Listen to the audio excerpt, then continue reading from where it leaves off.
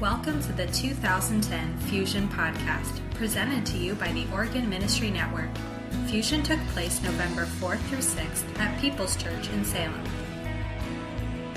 The following workshop, entitled Building a Healthy Children's Church, was led by Jenni Smith.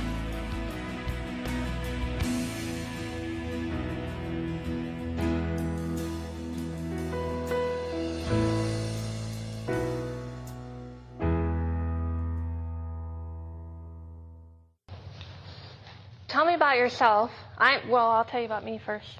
I'm Jenni Smith. I am the children's pastor at Horizon Community Church in Tualatin. I've been serving in children's ministries since I was in junior high. I started out in the nursery. I was married to a children's pastor. I'm still married to him, but he's no longer a children's pastor.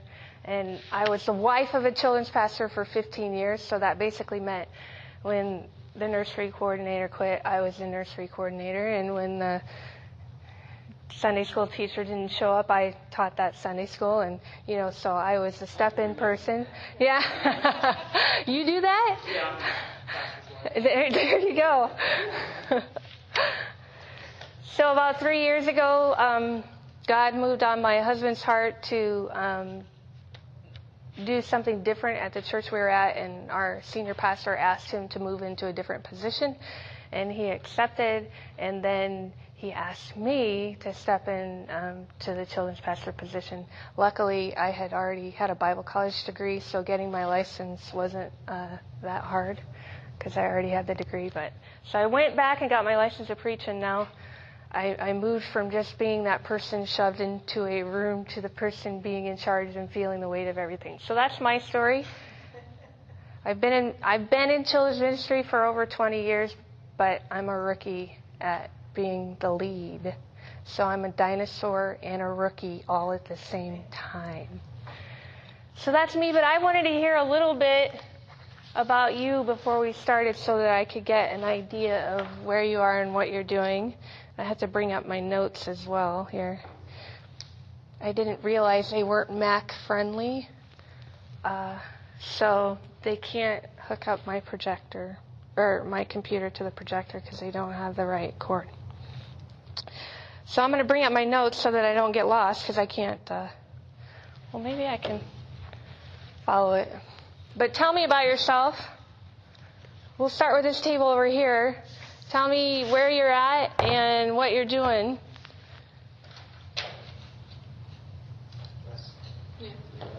My name is Trevor Searing, and I'm out at Estacada, Son of God, and I've been children's leader there for about 14 years, and I'm a school teacher at the local school there. Nice. So do you teach? I have a split class of 3rd and 4th grade this year. Wow. Okay. I'm Sherry Cox. I'm a children's leader at Redmond Assembly side. I've been kind of bouncing back and forth from youth to children's for about 12 years. Volunteer? Okay. You're just hanging with her? Yeah, same story. Let's move to this table. I'm Anne-Marie. I'm the children's leader over at Goshen Assembly of God, and I've only been doing it for about 3 months now. Okay. So you are really new. I'm really new, and I've been looking for somebody for a while, and I kept thinking, I want to do it, but I don't know if I'm ready to do it, so I'm not going to step up. And finally, my pastor pulled me aside and said, we've been waiting for you, and if you're not going to step up, then I'm telling you you're doing it. But I love it. And I have kids ages 4 to 8 is my age range. Great. I'm Just Owens. I'm from Redmond Assembly, and I'm the children's leader from 1st through 5th. Been doing it for 5 years. Okay. And volunteer. So. Brian McLean from the Dallas Life in Christ Center Church. Ranger Commander for 20 years. And children's pastor, his wife, for 20 years. He feels losing all the gas. I'm Cindy McLean. I'm the children's pastor at Life and Christ Center. Been in children's ministry like you since my teens. Taught at Estacada Assembly of God. Woohoo! It was one of my first Sunday school classes. Oh. So, were you in one of my classes? Jason was. No, I couldn't. And anyway, since 2006, I went and got my credentials. Nice. I'm the children's ministry director in Madras at Living Hope Christian Center, and I've been doing that for a year, and my job goes from ages 0 to 5th grade, so I'm also the nursery coordinator and everything in between. That's a big job. It's a little daunting. Yeah. Time to... I'm with the Oyama program, so I'm going to, in the future, be a children's pastor. Nice.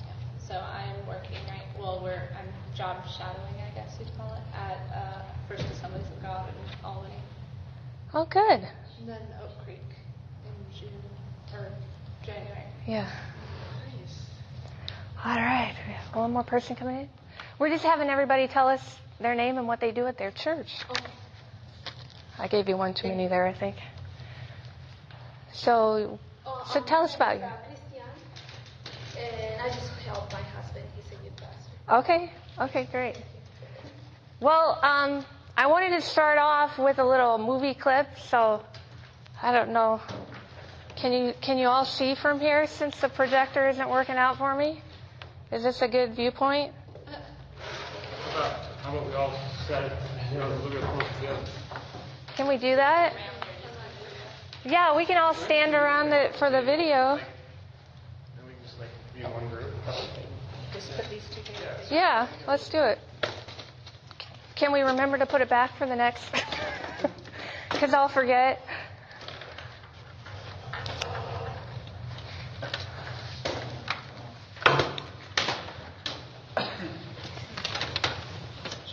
If I sat it up here, maybe? We're all going to sit together. You're going to make some friends here today.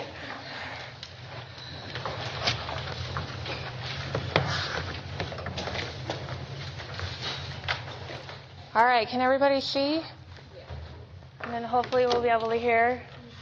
We're talking about building a healthy children's church, and the first point I wanted to make today is you can't come into children's church with your serious pants on. And I know most of us are adults, and we have a certain decorum that we like to uphold in public, and there's a certain amount of scruples that we have built upon in our life, and there's some things that we're willing to do and some things that we're not willing to do. But I'm here to say, if you want to be effective with children, you're going to have to be willing to put on your silly pants and look a little silly at times. And the other point I want to make is that just trying things, it doesn't have to be perfect. I'm going to show you a short video clip that we made for Kids Church, but you're going to notice that it's really not perfect, because you know what? I'm not some huge Hollywood movie filmster, but for kids, they're just happy that you're putting an effort and that you've made a plan and that you're coming up with something. And so I'm going to show you how sometimes we put on our silly pants.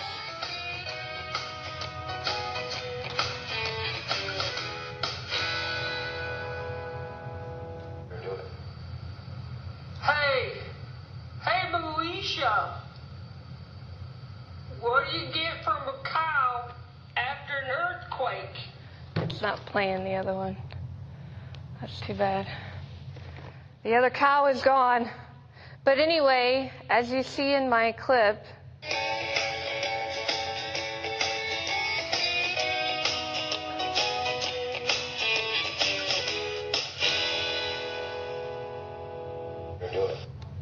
I won't pause it.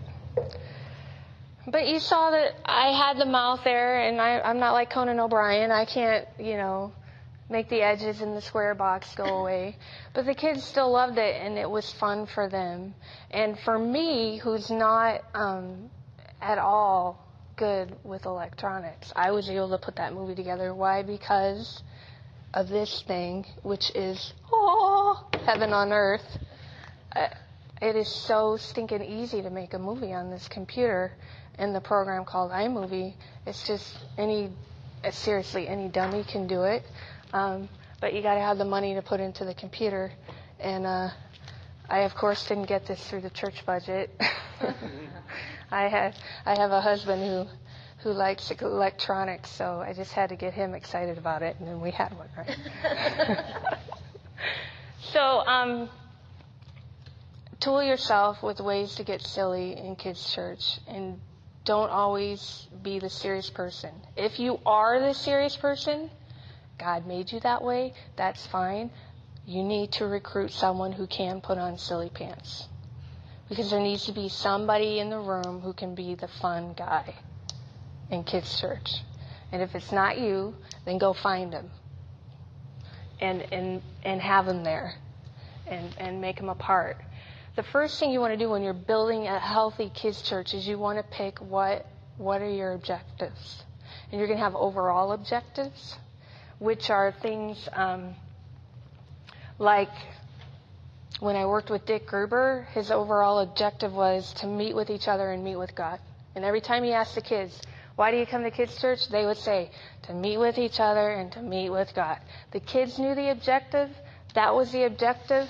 And everything that they did during kids' church pointed to either it was meeting with each other or it was meeting with God.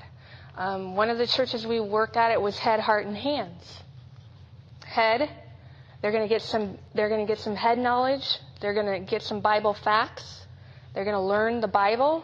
Heart, they're going to have opportunity to develop a heart response, a relationship with Jesus. And then hands, they're going to have opportunity to use their gifts to serve God at church on a Sunday. So our overall objective, everything we chose to do at kids' church pointed to head, heart, or hands. So you got to pick your objectives, and then you got to lead to those objectives. Are you going to, what are you wanting to accomplish? What are you wanting to see happen during a Sunday? You have those overall objectives. And then you're going to, each Sunday, have an every Sunday objective that you're going to want to happen with the kids in their lives. And that is, what is your day's lesson? What is your theme? If your theme today is, hold your horses and be patient, then everything you do that day is going to point to being patient. And you're going to build your whole Sunday around what that objective is. What's the one thing today I want these kids to walk away with? Point everything to it. Because you come to how many of you have been to a conference before? Is this your first conference? You come to conferences and there is so much information that is thrown at you. You literally walk away blindsided. You're like, ooh, what do I do? And it's really 3 weeks after you've left, there's really only 1 or 2 nuggets of truth that have stuck in your brain from the entire conference. And it's the same with kids. If you're throwing at them 15 biblical truths and 25 different Bible stories and 6 memory verses all in one Sunday, they're going to walk away like a deer in the headlights. And so you've got to get to that one nugget of truth. This is the one thing. You're going to bear down on it, and you're just going to kill it. You're going to keep coming back to it, because repetition is the key to learning. So when you're setting up a healthy kids church, you're going to have an objective for every Sunday. And everything that is on your schedule is going to point to our objective, which leads to looking at your schedule, agenda. I have an agenda. You could take one of these home with you if you'd like. But for my services, because we had 2 services on a Sunday morning, the 9:15 and the 11, everything that is on this schedule is here to meet our main objective, meet with each other or meet with God. And it's on here because it's going to meet the daily objective, which for this week was we're going to be courageous and strong because the Lord is with us all day long. And so I look across here, and songs, why are they on here? Because that's the time to meet with God. We're worshiping when we're meeting with God. What's not on here? Stuff that is not going to meet that objective. And so this is where it gets tough because,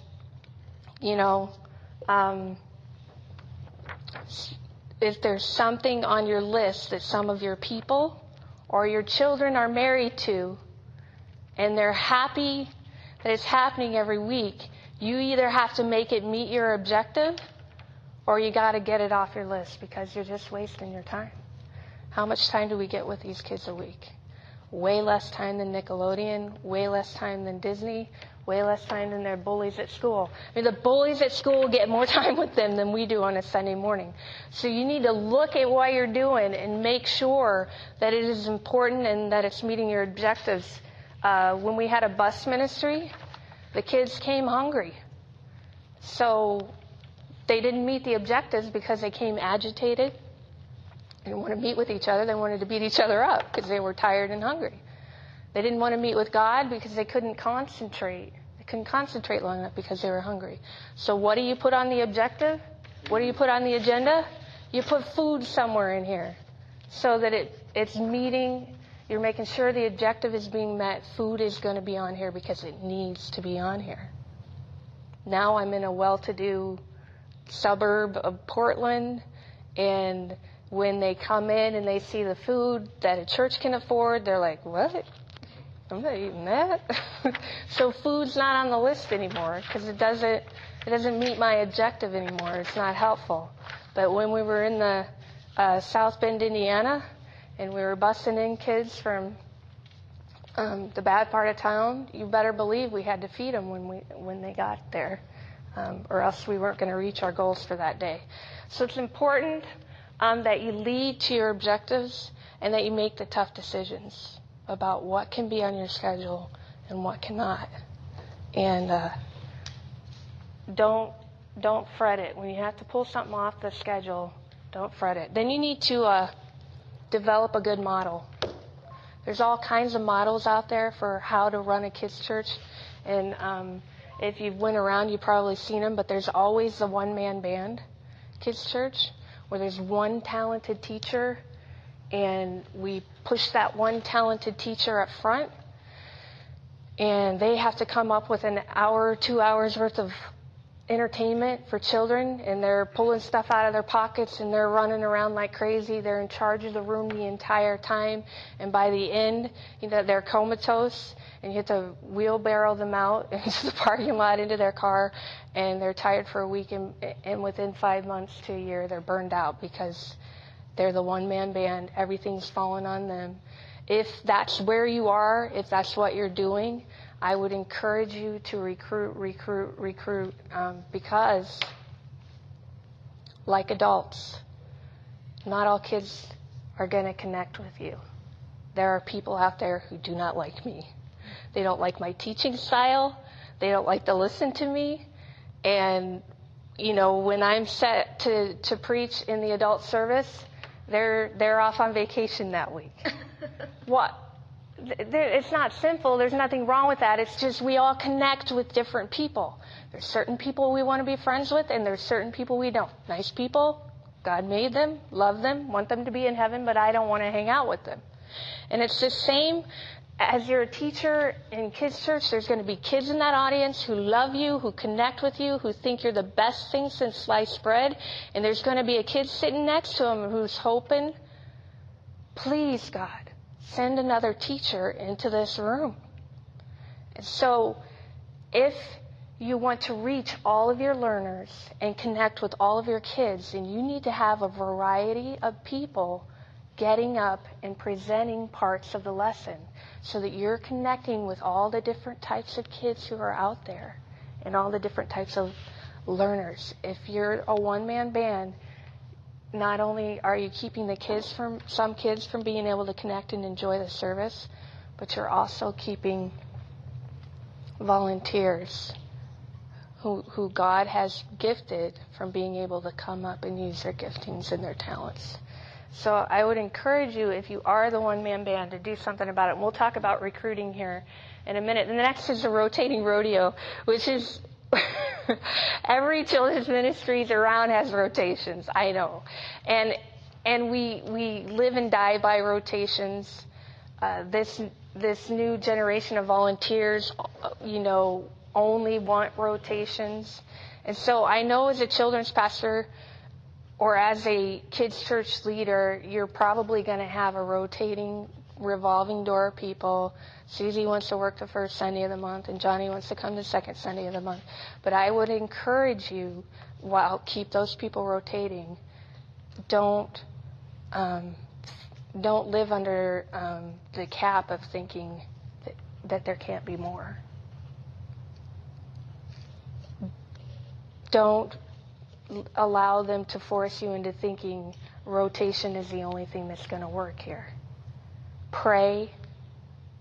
Give it to God. Sell your vision. And do your best to find at least one or two people who will come in the room every Sunday. This is something I learned as a child growing up in kids' church. I had rotating teachers, and one team was really good. They loved the kids. They came prepared, and the next team came, and it was awful. They were mean. They didn't have anything planned. And one month I would love coming to church, and the next month I would hate it because it was a month for that team to be in there, and I would drag my feet. I'd hate being there. I'd be sad the whole time I was there. I'd get connected to the one team. I was a shy kid. I used to hide under tables. I wouldn't talk to anybody.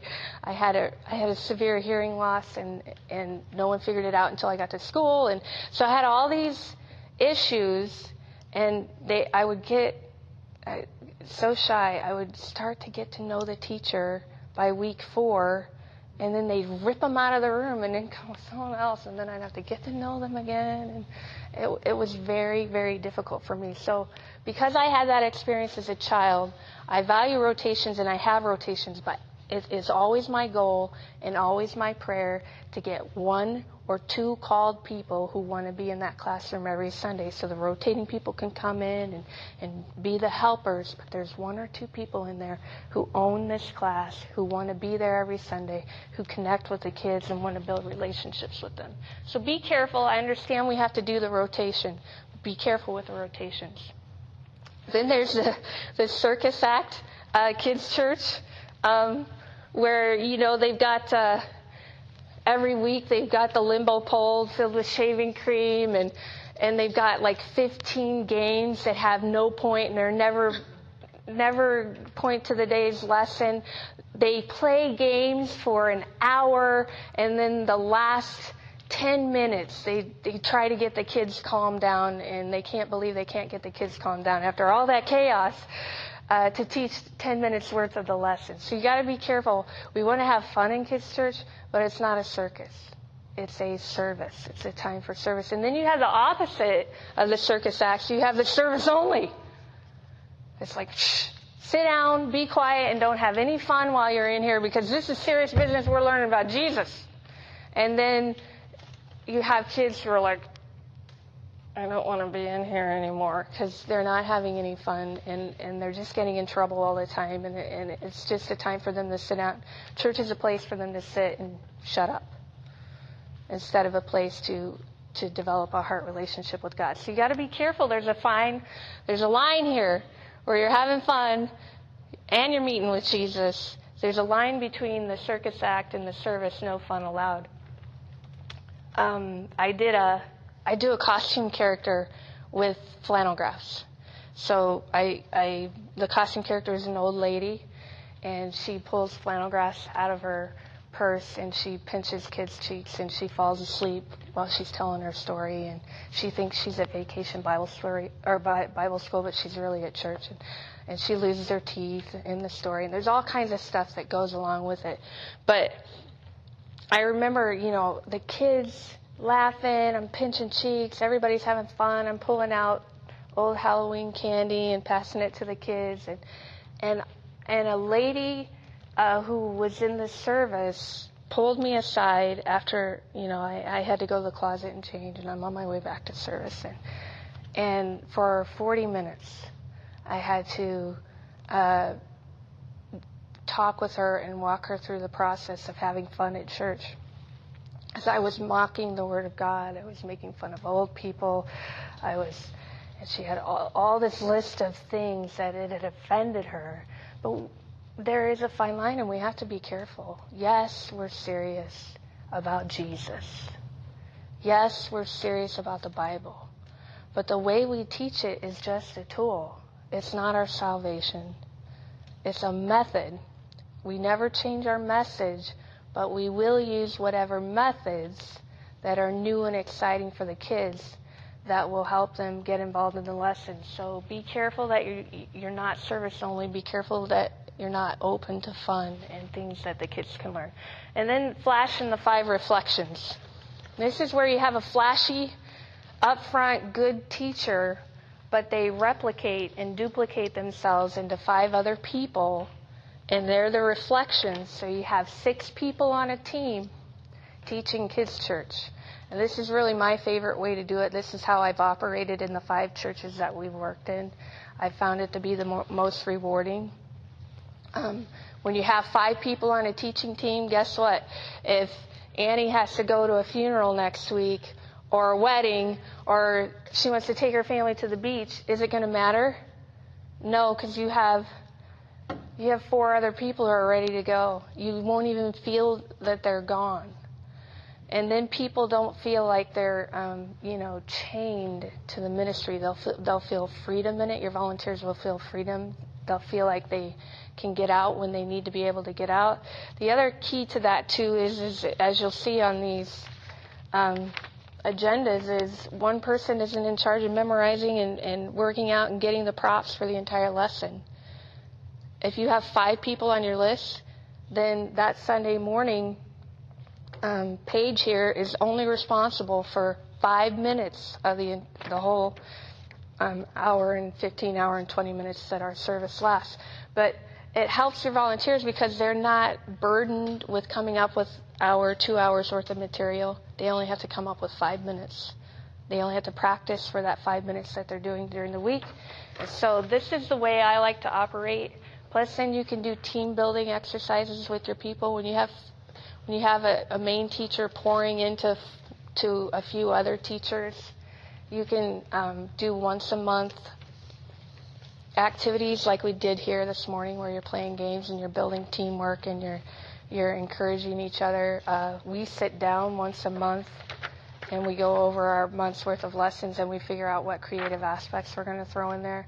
Oh, we need a costume character for this month because it's whatever, so let's do this costume character. We sit down, we love each other, we encourage each other, we pray together, we eat lunch together one Sunday after church. We stay in the kids' church room. I order in pizza. We pray together. We share our wins and our losses in our families. We build a camaraderie, and then the people are more likely to want to stay on our team because they feel like they're appreciated, they're loved, and they're supported by this group of people. So that's what I wanted to talk about, models. And now that you see the different types of models and how many volunteers you need to recruit the right volunteers. And I wanted to touch base with you, and some of you who are newer at this, you're going to learn this. Who you have in the room is, What age groups do you specifically work with? I am over 0 to 5th grade. And in this service? In kids' church, it's 1st to 5th grade. Okay. 1st to 5th grade, and each service we have 50 to 60, 40 kids, depending on the day. Anything else? All right. Recruit the right volunteers. If you have the wrong volunteers in the room, it's gonna be hard on you. How do you volunteer them, or how do you get them involved? Because there is sometimes that you don't have enough people, and then if you have people, they don't want to volunteer with kids. Yeah. Or youth, whatever. Yeah, we'll come to that in a few minutes, but I'll give you some. I won't be able to change the world, but I'll be able to give you a few tips in the right direction. When you are recruiting volunteers, I want you to steer around potholes. Okay, because your job is already hard enough. And there are certain types of volunteers who are going to make your job even harder. So you got to be careful. It doesn't mean you can't bring them on the team, but you've got to know ahead of time, okay, this is going to mean work for me. How am I going to do this? And you're going to have to make a plan of how to deal with it. But the first one is Jungle Jim, and he's the excited guy. He's like the hyper 20-something who wants to be in kids' church, and as soon as he comes in the room, he's got 5 kids hanging off his back, and he's throwing them across the room, and he's just, the boys love him because it's like the World Wrestling Federation has begun right there in the back of your classroom. But he's also the guy who will, on a whim, come to church not prepared, and before you know it, you'll be seeing a line of kids walking across the street to McDonald's, and no parents have been notified. And then you got angry parents yelling at you saying, my kid left the building without permission, and then Jungle Jim's like, well, I didn't have anything to teach, so I thought I'd just take him over to McDonald's.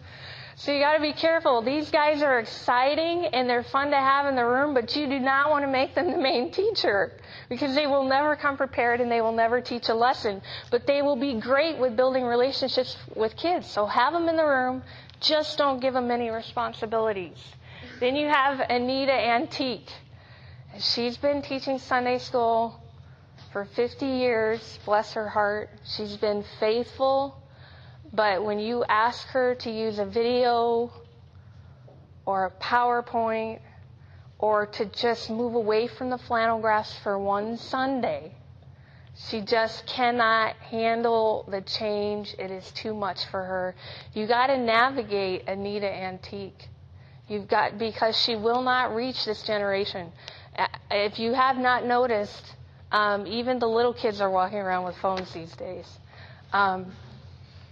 We cannot reach them the way we did in the 60s and 70s. And if you have a teacher who is still teaching that way, you are going to have kids who don't want to come to church. And they're going to quit coming. And so you're going to have to navigate that. And you're going to have to pray about it. And you're going to have to try and move Anita Antique into using some tools that may be uncomfortable for her, but will be for the good of all the kids. And you can lead her if you give her the vision and you're patient with her. And you don't bring the hammer down on her all at once, but little by little, you start introducing some things, you can move her along. But it's going to take time. Right? Usually you don't recruit Anita Antique. She's been there. So you have to deal with, how am I going to get her where I need to be? And usually the best way to do that is to team her up with some young, high-tech teacher and say, oh, you guys are going to be a team. And then at least part of the classroom, the younger teacher will bring in the new stuff, and Anita... Yeah. And she brings in the cookies, that's right. Sweetest teacher ever on the face of the earth when we were working in Indianapolis, Indiana. Go Colts! Was Miss Hallie. Miss Hallie was in her 80s. She was fantastic in her 80s. She did whatever you asked her, so she wasn't stuck to a method. She wasn't stuck to her flannel graph. She would do what you asked her to do, and we loved her, but she got glaucoma and started going blind. And she came to us in tears saying, I can't read the curriculum anymore. And I can't leave the classroom. I can't quit on these kids. Would you let me just come and sit by the door and hug them when they come in and get a new teacher for the room because I can't read the quarterly anymore? She's more valuable to me and to the kids of that church than any young whippersnapper with a phone. So don't kick Anita Antique off the bus because she has a lot to bring to the table. But just team her up with some people who can bring some youth into the room and some different tools. Don't throw her out. Just love on her and get her where she can be effective. Winnie Weiner. Lord help us. Winnie Weiner, nothing is good enough. You didn't get her the right curriculum. She doesn't have enough snacks. You can fix the problem every Sunday, and next Sunday there's going to be another problem. And here's the deal with Wendy Weiner. I would say 9 times out of 10, you just need to get Donald Trump on her and fire her. Because as much as you fix her problems, there's always going to be another one. And the thing with Wendy Weiner is she duplicates herself in her classroom. She's like a poison. When you leave her there, the kids will start having that attitude. Every adult on the rotation who comes in that room will start having that attitude, because Wendy Weiner whines not only to you, she whines to the children. She'll whine to every adult leader. I just faced this a few months ago, and I'm like, Lord, I'm going to have to fire her. Would you please just move her on so I don't have to do that? And he heard my prayer, and a week before bringing the axe down, she came and quit. So you can pray people out, but those types of people, you're not going to change them. And I'm all for the American dream and second chances, and I know that the Lord helps people change. But you don't have enough time in the day to deal with Wendy Weiner, so you just need to move her on. Find her a good place to serve for the youth pastor. I heard of a great place in women's ministries just for you. They really need you. Move her on. Alan absentee. You can call, you can email, you can post the schedule on his refrigerator, and he is not going to show up to class. He's committed. He talks the talk. I know I get your vision. I want to be there. But every time he's on the schedule, you're scrambling to replace him with some unsuspecting person standing in the hallway because he's a no-show. Stop scheduling him. Just stop. If he shows up, smile and let him in the room and just let him be a help, but just stop scheduling him. Stop. Don't depend on him. You're going to get nowhere with it. Running late, Rhonda.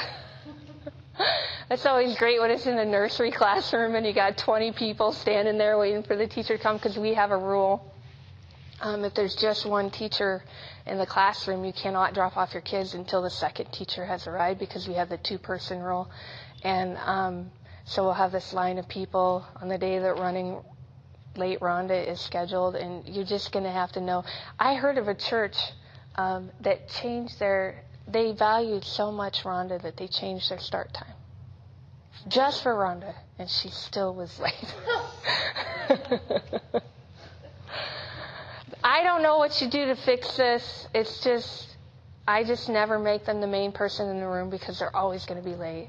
And I've learned in the past few months that they can't even be number 2 in the room, because then you have a line at the hallway because of our 2-person rule. So you just can't. Keep them on daylight savings. Yeah, that's right. That is right. And then there's high maintenance Hillary. Everything she does, she wants a thank you card and balloons and a box of chocolates. If you are too busy on a Sunday to stop by and say, hi, I appreciate you, she's in tears and she thinks you hate her. This person takes a lot of energy. So if you're going to recruit a high maintenance Hillary, then you need to recruit her backstroker as well, because it can't be you. You are too busy.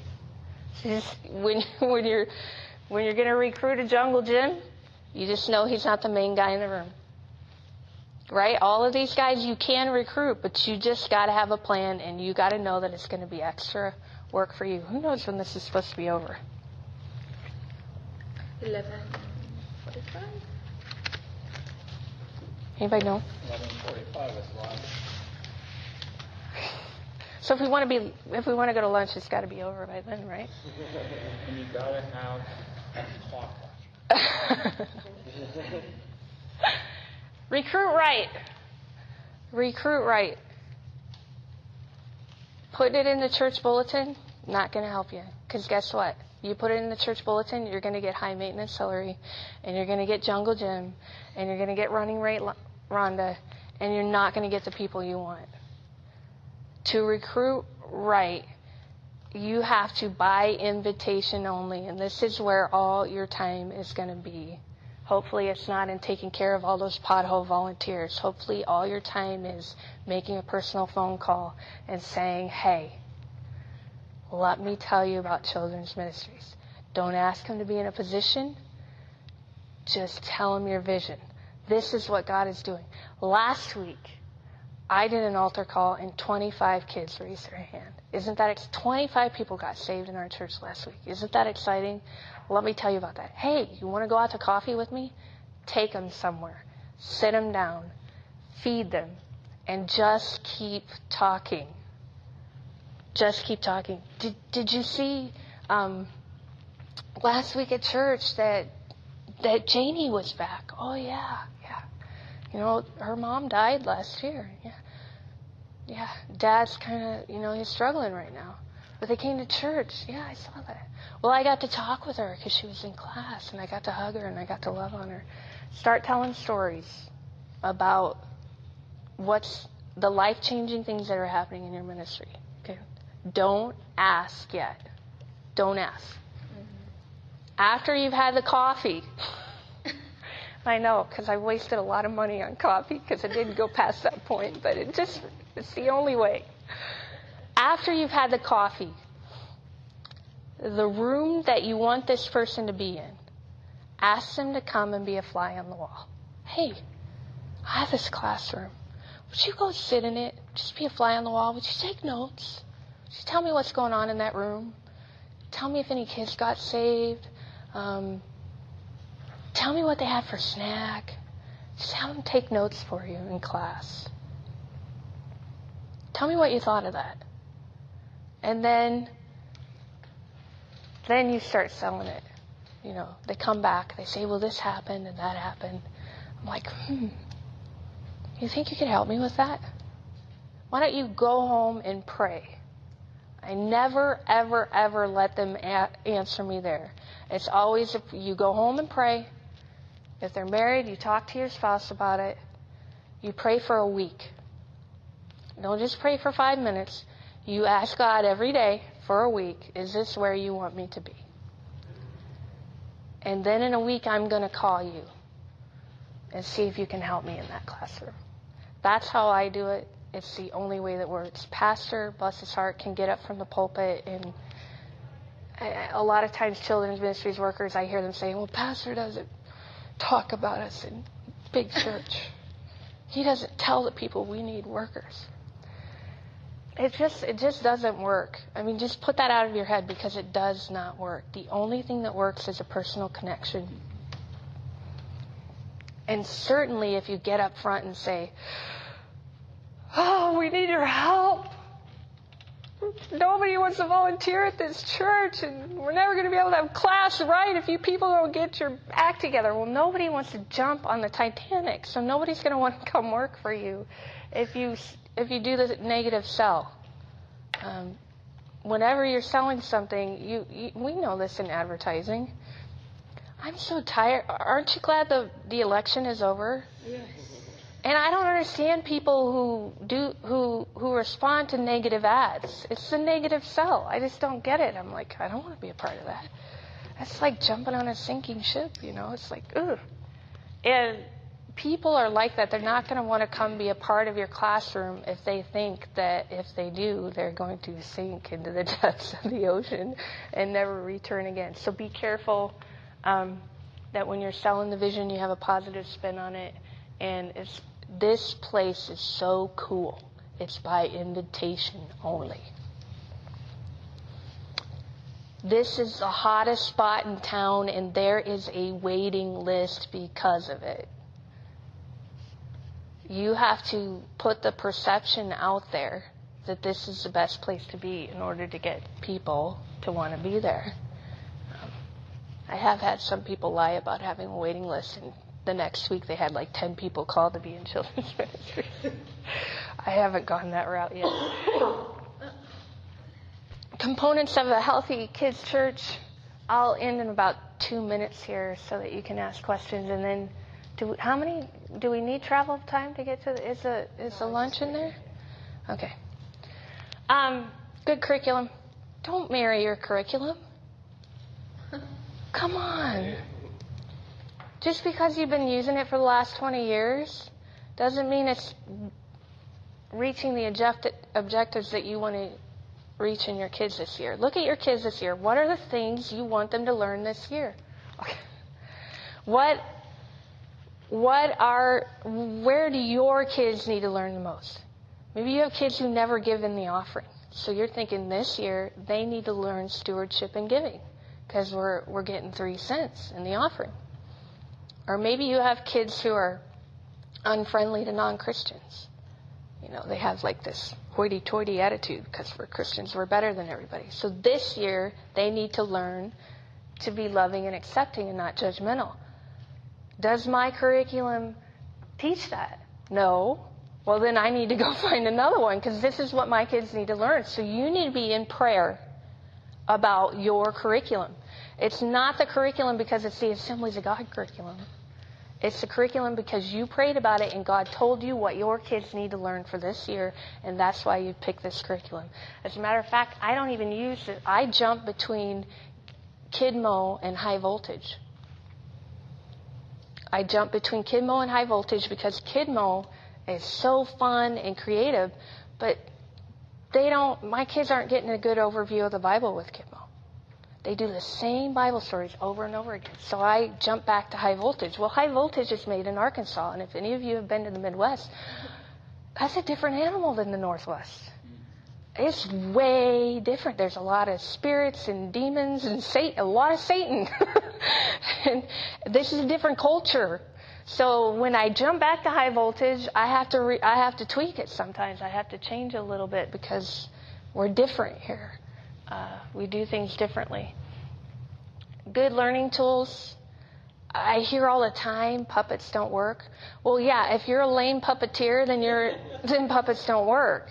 But if you practice and you do what's right, then your puppet's going to be very exciting for the kids, and he's going to be a character that they get upset when he's not there. We actually have a puppet that we use that we just brought in one day because all of my kids were starting school, and we were talking about starting school for the first time, and we brought a puppet in, and now every Sunday it's where's Sam? Is Sam going to be here? And they get upset when Sam's not there. If your puppet's done right, they will love him. If your puppet is lame, then they'll hate him. Here's the thing about puppets. They need to have a personality. And it can't change every week, and his voice can't change every week. So if you're going to do a puppet, then that person has to be the person who's doing that puppet every time you have that character. And you can't bring up one puppet and make him a different character every week. He's got to be SpongeBob. He's got to be real as SpongeBob is to kids. He's got to have a character. He's got to have taglines. He's got to have a voice. Or else he's going to be lame. And it's the same with a costume character. I mean, you can't just put a hat on and then talk with your same voice. You've got to have a character. You've got to act. You've got to change your voice. And if you're not willing to do that, to put those silly pants on, then you got to recruit someone who is. You've got to have good tools for learning. And these kids these days are media driven. So you've got to be media. If you're not technologically advanced, then get there. If I can do it, you can do it. Because I am the worst. How do you get there? You find that one technical nerd in your church who knows everything, and you say, help me. I'm not asking you to be in the classroom. I'm asking you to meet with me on a Saturday, on a Sunday, whenever you can, and you show me how to do this. And they'll do it for you, and they'll walk you through the process. You get the 6th graders. Yeah, the 5th graders, dude. Those kids. Ask a kid. Ask the kids to make a movie for you. All he wants is my broken down electronic stuff. I go, what do you want that for? He goes, got parts. He's our main techno guy. Life application. Every curriculum has a life application story, right? Well, what are you doing to take a step further? Because every week we preach and we preach and we preach, but is it really bringing a heart change and a life change? Well, you think about it. You sit under your pastor probably every week too, and what does it take for what he says to bring about a life change for you during the week? You have to think about what he said during the week. You have to pray about what he said during the week. That life change doesn't all happen there on Sunday morning. So how are you ensuring that these kids are having a life change? And this is the hardest part for us, because we have to rely on parents who aren't always interested in what they've learned about kids' church. That take-home paper never makes it home. It's in the car floorboard. It's in the hallway of the church. How many of those do you pick up under your chairs on Sunday after all the kids have left? What are you doing? I don't have an answer for this yet. If you have an answer for it, let me know. But you got to be doing things. So I run events that make life change. Like if this coming month we're going to be talking about giving. So we have a food drive, that takes place during that month. There are things that you can do to get the kids outside of Sunday involved in what you're learning. Good momentum. Same teachers, same curriculum, same Sunday service, because we need routine for kids. So this looks the same. What's changing every week? Just the Bible story, just the scriptures. So how are you getting momentum? You're not, because it's the same old, same old. So you have to build momentum into your kids' church. Are you doing sermon series? Are you doing a new, for every sermon series that you pick, Kidmo runs in 5-week series. So I pick a creative name for it. I make posters. I put a couple things on the stage that go along with the theme. And that builds a little momentum. Something new, something improved. We all know that Crest toothpaste has been the same since 19-whatever it was created. But every year they put something new on the box. Or they change what kind of toothpaste. Now it's whitening. And next it's cavity protection. Why? Because people quit buying Crest because it's same old, but if they put something new on the box, someone's going to buy Crest again. And so it's the same with Kids Church. They'll go sit with their parents. They'll beg their parents not to come because it's in a rut. It's the same old, same old. Some things we do is like every 5th Sunday, we'll make Game Show Sunday, where every part of the lesson is a game. So the Bible story is a game. Everything's a game. And there's prizes. And there's an MC who has on a weird game show costume. And everything's flashy in a game that Sunday, the 5th Sunday of every month. It just yanks the kids out of their routine. It gets them excited about something new. We'll just say, Name Tag Sunday. Feel like we're in a rut. Next week we'll do Name Tag Sunday. You come with a made-up name tag that we can read from the back of the room. It has to be on your body. We'll pick 3 winners. Who has the best name tag? It's Hat Sunday. Bring your hat. Anything we can do to build a little momentum, a little excitement about the upcoming Sundays. That's key. You need to have some momentum going on, or else you're just going to keep plugging along like always. All right. I think that's... And then the last thing is have a good service agenda and make sure that everything on your agenda is pointing to your objectives. And I have samples here of what our service agenda looks like. We're probably an untypical Assemblies of God Church in that our services are only an hour and 15 minutes. And they're 2 services with a half hour of fellowship time in between where food is served. So it may not help you at all to look at these, but I brought these in case you wanted to see what we're doing. Any questions? Resources. Have you seen this? K Magazine? They make Children's Ministries Magazine group. Everybody gets it. This is a new magazine now. It's called K Magazine. Fantastic. New Breed of Volunteers. It's a new book that's out right now. I've read half of it, and I'm like salivating. It is an awesome book. You got to get it. It talks about this new generation. It talks about how right now in our world, it's by Jonathan and Thomas McKee, that right now, especially in America, there's a new sense of volunteerism with Haiti and Katrina and all those disasters, the tsunami. There's this new breed of volunteerism in America. And everybody's excited about volunteering, but for some reason, every children's pastor in America can't get anybody in the nursery. And so it talks about the changes and the differences about what volunteers look like, and an easy way to recruit volunteers. And because you're our newest, I'll give you that. And I have another K magazine. Who wants it? Somebody take it. Then I have curriculum sample packs for Kidmo.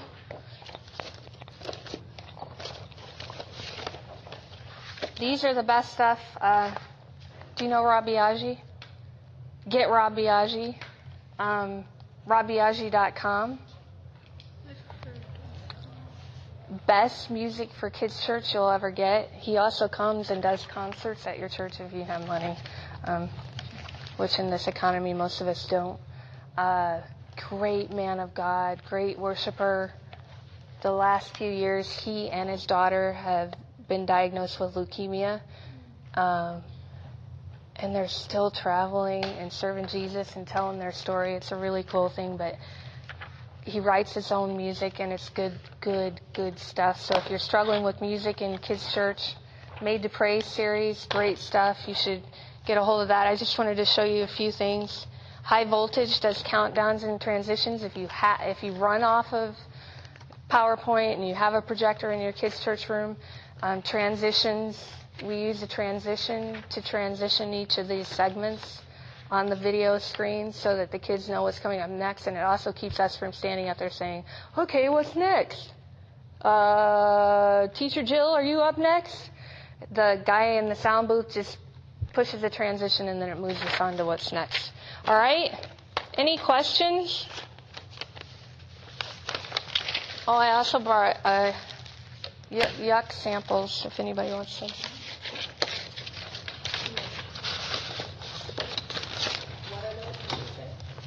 This is slime. This is sticky slime, and they're saucy. There's snow. Have you seen the snow?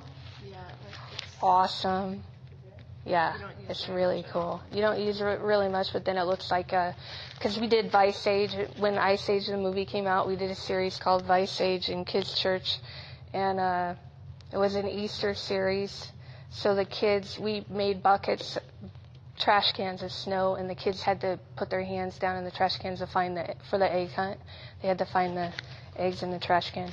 So that's fun stuff. The only thing is you have to keep it contained.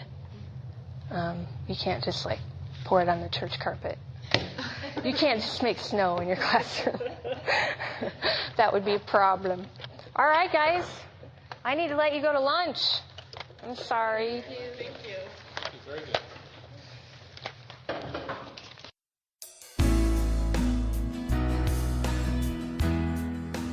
Thank you for listening to the 2010 Fusion Podcast. For more information on the Oregon Ministry Network and our events, please visit our website at oregonag.org.